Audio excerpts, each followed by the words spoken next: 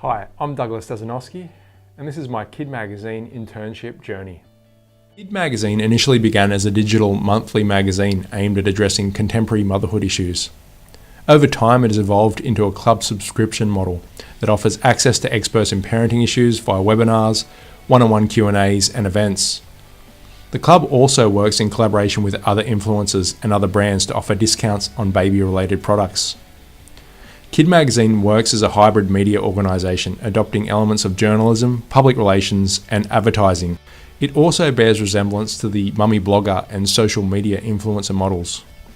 Kid Magazine makes its revenue from subscriptions, advertising, and advertorials which appear in the magazine, and affiliate links and sponsorships that appear on the blog.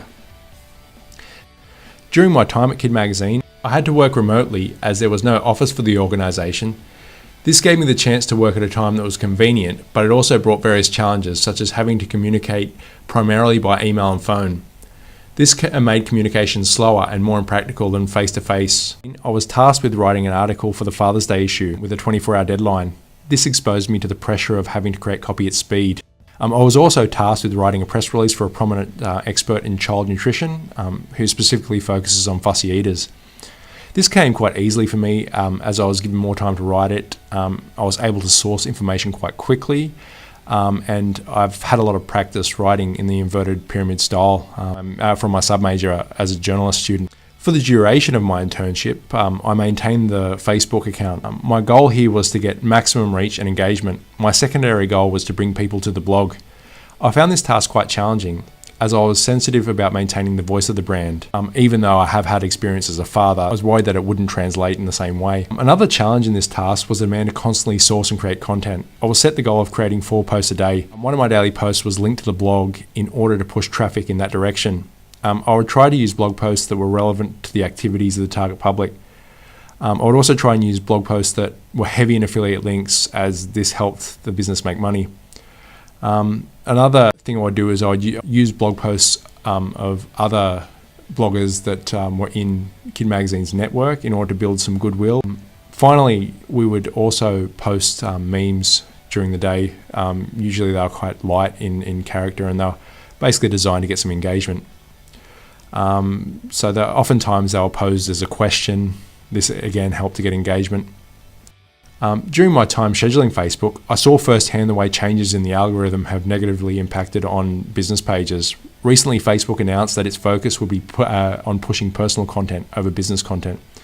As a result, Kid Magazine has seen a dive in reach, which could indicate the content wasn't even making it on the user's newsfeed. This is an important lesson in not relying on just one channel to disseminate a message.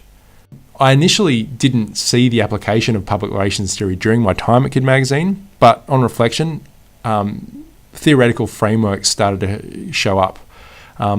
Kid Magazine was definitely a participant in a 2-step flow dissemination of information, both as a message creator and influencer.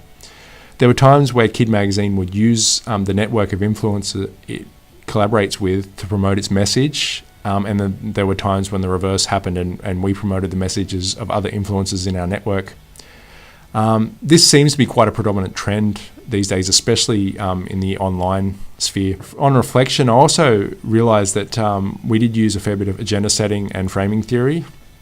Agenda setting was crucial when it came to sponsorships and affiliate links. The goal of Kid Magazine was not to directly push a product, as this was less likely to be persuasive. The approach Kid Magazine used was to have blog posts and articles that primed its readers to think about common challenging situations in their life, especially as a mother. And then we would have our article with affiliate links so that they could, which would relate to solving these problems. Kid Magazine was transparent about this approach, though, with blog posts containing full disclosure of affiliation and sponsorship. Overall, I found my time at Kid Magazine to be both quite challenging, but ultimately a useful experience. I learned a lot about managing a social media account for a business, especially a media business, and I also learned a lot about the dynamics of the modern online media industry. There was also elements of the analytics involved with Facebook, which I found quite useful. In future, I think I'd like to work in an environment where I have direct access to my team. Having to email and phone seemed to slow the process of communication down somewhat. Thank you.